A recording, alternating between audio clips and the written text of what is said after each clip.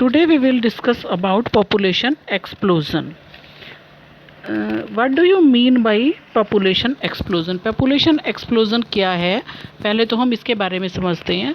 तो अगर हम वर्ल्ड की पॉपुलेशन का ट्रेंड देखते हैं तो 1927 से लेकर 1974 के बीच में जो ह्यूमन पॉपुलेशन है लगभग यहाँ पर हो गए 47 ईयर्स। तो इस बीच में जो ह्यूमन पॉपुलेशन है वो जस्ट डबल हो गई।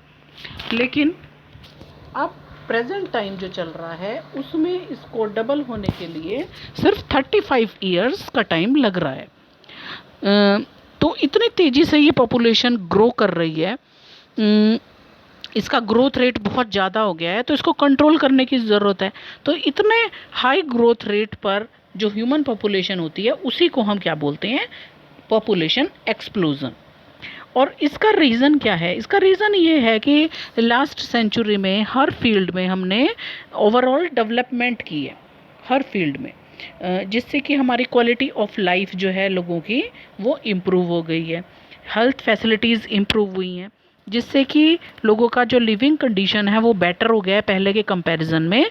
लेकिन इसका एक नेगेटिव इफ़ेक्ट हम लोगों पर आया कि हमारी जो पॉपुलेशन ग्रोथ है वो बहुत तेज़ी से बढ़ गई है। हमारी पॉपुलेशन इंडिपेंडेंस के टाइम पर 350 मिलियन के आसपास थी और जो लगभग 2000 तक ये 1 बिलियन को क्रॉस कर दिया इसने। इसका मतलब ये है कि अगर काउंट किया जाए पूरे वर्ल्ड में तो हर 6th पर्सन जो है वो इंडियन होता है। अच्छा, इसका रीज़न क्या है? इसका रीज़न ये है कि जो डेथ रेट है वो पहले के कंपैरिजन में बहुत कम हो गया है।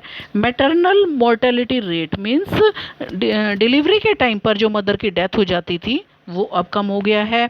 इन्फेंट मोर्टेलिटी रेट यानी कि जो इन्फेंट बच्चे पैदा होते थे डिलीवरी के टाइम पर ही उनकी डेथ हो जाती थी, वो उसका रेट भी अब काफ़ी कम हो गया है। और उसके साथ साथ एक रीज़न और है कि जो रिप्रोड्यूसेबल एज के लोग हैं उनका नंबर जो है, उनकी संख्या जो है वो भी इंक्रीज़ हो गई है। तो अब हम लोग क्या कोशिश कर रहे हैं कि जो ये RCH प्रोग्राम है, रिप्रोडक्टिव हेल्थ केयर प्रोग्राम्स हैं, इनकी हेल्प से हम क्या कोशिश कर रहे हैं कि जो हमारी पॉपुलेशन का ग्रोथ रेट है वो कम हो जाए। लेकिन इसमें हम इस की हेल्प से अगर हम ग्रोथ रेट को कम करने की कोशिश करते हैं तो ये सिर्फ मार्जिनल होता है। 2001 की जो सेंसस रिपोर्ट है वो ये दिखाती है कि उस टाइम पर पॉपुलेशन का ग्रोथ रेट सिर्फ 1.7% था। मींस हर 1000 लोगों पर 17 नए लोग की बर्थ हो जाती थी एक ईयर में। और अगर यही रेट चलता तो हमारी पॉपुलेशन 33 ईयर्स में कितनी हो जाएगी, डबल। तो अगर ऐसा हुआ तो क्या हो जाएगा कि जो हमारी बेसिक रिक्वायरमेंट्स हैं जैसे फूड है, शेल्टर है, क्लोथिंग है, इन सब की कमी होने लगेगी। चाहे हम इनको इम्प्रूव करने के लिए, इनकी संख्या को बढ़ाने के लिए कितनी भी कोशिश कर लें। तो इसीलिए अब गवर्नमेंट मजबूर हो गई है कि वो सीरियस मेजर्स कुछ तरीके ऐसे अपनाए जिससे कि पॉपुलेशन ग्रोथ रेट को कम किया जा सके। और पॉपुलेशन ग्रोथ रेट को हम क्या क्या चीज़ देखकर चेक करते हैं, हमें कैसे पता चलता है कि पॉपुलेशन का ग्रोथ रेट इंक्रीज़ हो रहा है? उसके लिए हम बर्थ रेट देखते हैं या फर्टिलिटी रेट देखते हैं या डेथ रेट में कितनी कमी आई है ये देखते हैं, या ये देखा जाता है कि कितनी फीमेल एक्टिव रिप्रोडक्टिव एज के अंदर हैं या कितना इमिग्रेशन हो रहा है या इमाइग्रेशन हो रहा है। ये सब चीज़ें देखी जाती हैं जिनसे डिसाइड होता है कि हमारा पॉपुलेशन ग्रोथ रेट क्या चल रहा है। और इसका रीज़न यही समझ आता है कि डेथ रेट में काफ़ी कमी आ गई है। क्यों? क्योंकि हेल्थ फैसिलिटीज़ इतनी ज़्यादा हो गई हैं कि हमने डिजीज़ पर काफ़ी हद तक कंट्रोल कर लिया है।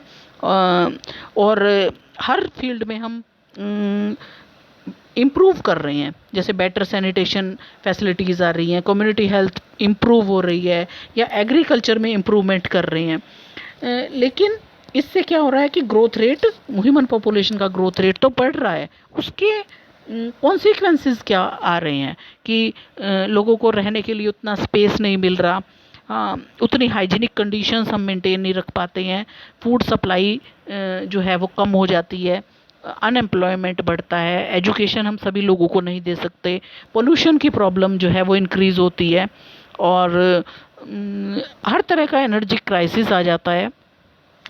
तो ये सारी प्रॉब्लम्स हैं जो हम फेस करेंगे अगर हमारे जो ये पॉपुलेशन ग्रोथ रेट जो चल रहा है, अगर इसको कंट्रोल नहीं किया गया तो अब ये जो RCH प्रोग्राम्स चल रहे हैं, गवर्नमेंट इसके थ्रू क्या कोशिश कर रही है, उसकी कोशिश ये है कि वो मोटिवेट कर रही है, अवेयर कर रही है लोगों को कि स्मॉलर फैमिलीज़ जो हैं उनको वो अडॉप्ट करें, और उनको डिफरेंट कॉन्ट्रासेप्टिव जो मेथड्स हैं उनके बारे में उनको एजुकेट कर रही है। इसके बारे में हमने बहुत सारे एडवर्टीज़मेंट्स भी मीडिया पर हमें दिखाई देते हैं, हमने पोस्टर्स या इश्तिहार भी लगे हुए इस तरह के देखे हैं, जिसमें एक हैप्पी फैमिली दिखाई हुई होती है, जिसमें 2 बच्चे दिखा रखे होते हैं और लिखा होता है स्लोगन, हम दो हमारे दो।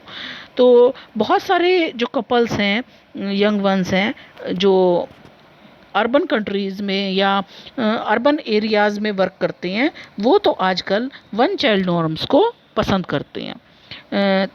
और इसके अलावा क्या किया जा रहा है कि जो मैरिजेबल एज है फीमेल की, वो 18 ईयर्स से इंक्रीज़ करके